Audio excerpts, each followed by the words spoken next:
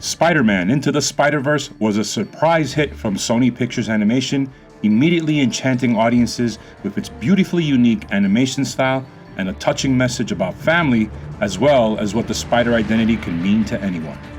It was no surprise that a sequel was quickly greenlit following the Oscar-winning film's incredible success, meaning there's plenty more adventures to be had throughout the multiverse. We know Miles Morales and Spider-Gwen will return for a sequel, but the arrival of new universes inevitably means new heroes. So, without further ado, let's take a look at a few versions of the Wallcrawler that need to appear in the 2022 sequel. Let's start with the biggest new hero, Miguel O'Hara, also known as Spider-Man 2099. Oscar Isaac voiced Miguel in the brief post-credit scene that showed off his futuristic blue suit. It seems like a no-brainer to use him as a main character in Spider-Verse 2. Since Gwen appeared above Miles at the end of the first film, they've obviously discovered a way of traveling between universes without destroying New York. Maybe Miguel's time-traveling technology is the way of doing so. The futuristic hero was created thanks to the nefarious Alchemax company. Miguel was tricked into dosing himself with a gene-bonding drug, but when he attempted to use a machine to rid his body of the substance, a jealous colleague sabotaged it to rewrite half of his body with spider DNA. Luckily, it didn't kill him, and he wound up defending 2099's New York. I mean, come on, who doesn't want to see more of that incredible suit of his? We know what you're thinking.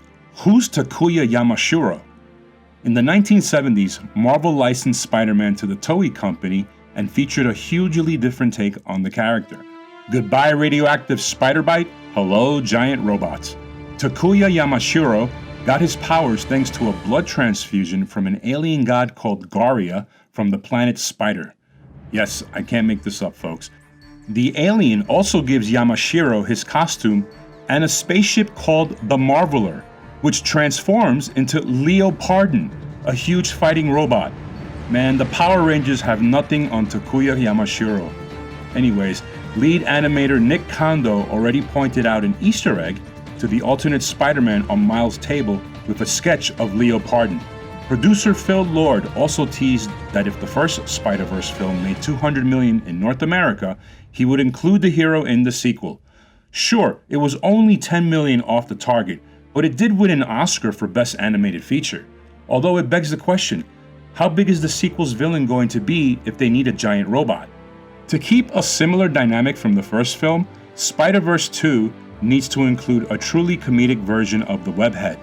We can only think of one option, Peter Parquagh from Marvel's 1602 series. The medieval Spider-Man was raised by his Scottish Uncle Benjamin before helping Sir Nicholas Fury as his assistant. A running joke in the miniseries sees Peter nearly get bitten by a number of spiders, but he finally gets bitten at the end and becomes the Spider.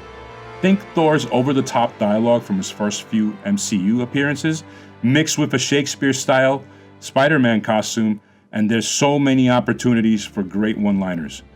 Doth mother know doth were bitten by a spider? The first Spider-Verse film took shots at Tobey Maguire's Spider-Man in a number of hilarious ways. And while the Spider-Man 3 gag is our favorite, one way of upping the joke is featuring the 3 Spider-Men fans have known and loved throughout the years. Tom Holland revealed he was supposed to cameo in the first film, saying there was going to be a scene in a train station or something. That doesn't exactly tell us much, Tom. However, Phil Lord and Chris Miller revealed during the comicbook.com watch party that they tried to get all 3 actors in for a post-credit scene with Spider-Ham, but Sony's executives thought it was too soon. Well, 2022 is still a long way off. Hopefully they'll change their minds by then. Although we're still hoping for the trio to reunite in live action one day, we'll happily settle for an animated appearance. Since music was a huge part of telling Miles' story in the first film, it wouldn't be surprising to see the filmmakers do the same in the sequel. Enter Spider-Punk. On Earth-138, Hobie Brown is a homeless teenager bitten by a spider affected by President Osborn dumping radioactive waste. A villainous president? Surely not. His costume comes with a sleeveless denim jacket, metal spikes on his head, and of course an electric guitar. Spider-Punk often fights with his guitar, even killing President Osborn with it in the Spider-Verse comics. Bringing Hobie on board would also help diversify the cast a little more. Phil Lord told Cinema Blend, "I would be really psyched to see Spider-Punk in a future film." So, we're hoping he pops up in the sequel, folks. When former Sony chief turned producer Amy Pascal revealed that an all-female Spider-Verse spin-off is in the works, she confirmed that Jessica Drew's Spider-Woman would be in the lineup alongside Spider-Gwen. Drew has had an interesting journey in the comics, but she definitely shake up the team since she's a trained S.H.I.E.L.D. agent and a private investigator. Although she's not a web-slinger and isn't an alternate version of Peter Parker, her mother was hit by a beam of spider DNA which gave her a number of abilities.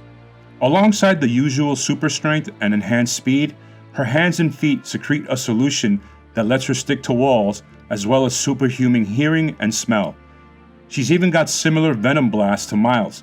Spider-Woman previously joined the Avengers and has fought alongside the rest of the Spider family during the Spider-Verse and Spider-Geddon storylines. Putting her in the Spider-Verse would be a great way of introducing her to audiences and setting up the spin-off.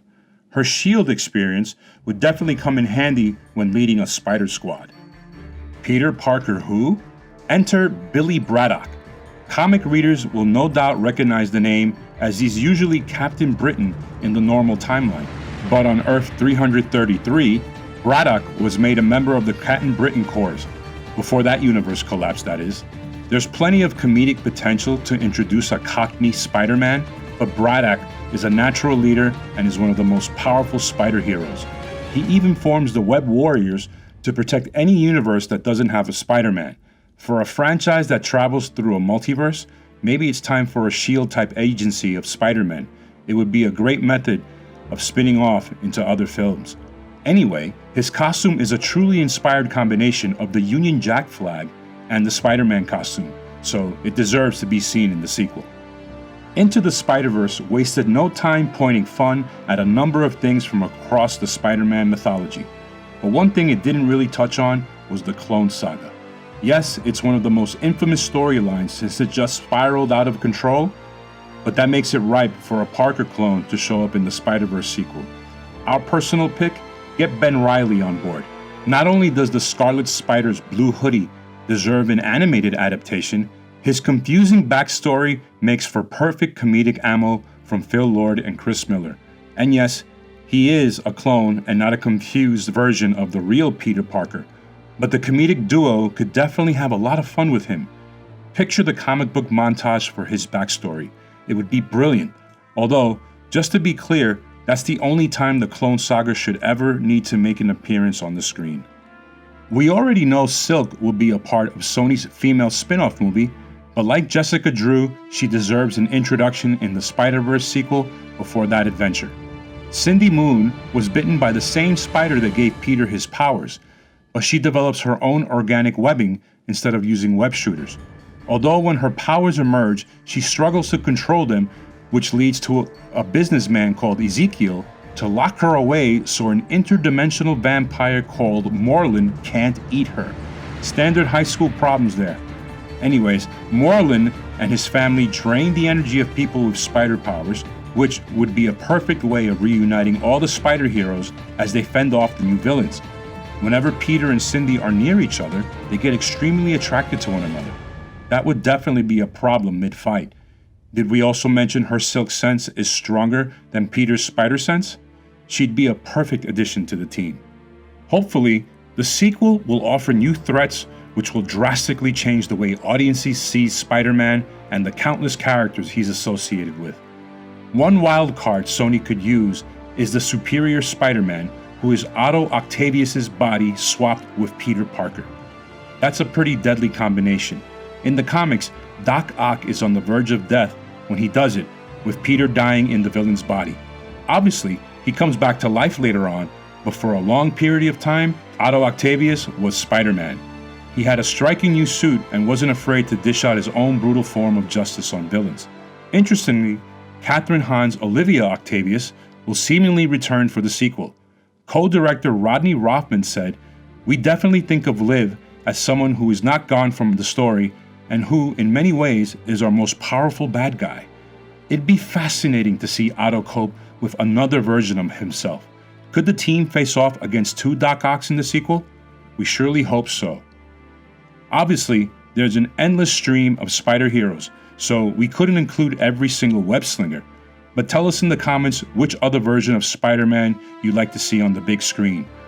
While we wait for the Spider-Verse's return, keep an eye on Heroic Hollywood for all the latest entertainment news. Be sure to subscribe to the channel and check out our other videos. Thank you for watching this video.